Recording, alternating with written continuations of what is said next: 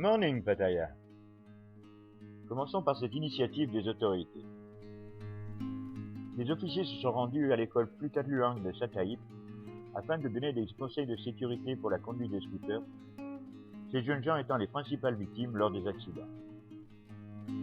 Soy Noi Plumwan, le corps d'une femme a été découvert sur la chaussée. Il semblerait, d'après les premiers éléments de l'enquête, qu'aucun autre véhicule n'est impliqué dans l'accident qui a conduit au décès de cette femme. Elle a été tuée sur le coup par un très gros traumatisme crânien, mais de multiples fractures sur différentes parties de son corps laissent penser à la police qu'elle a chuté à très grande vitesse. Pattaya accueille pas mal de visiteurs coréens.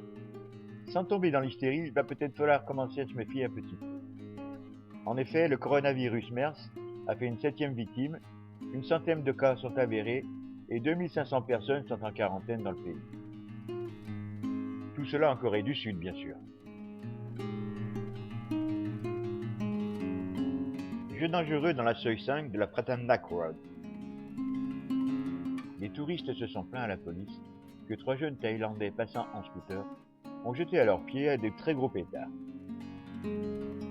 Les policiers arrivés sur place se sont rendus compte que les engins étaient un peu plus que de très gros pétards. Un démineur a été appelé pour examiner un des engins qui n'avait pas explosé.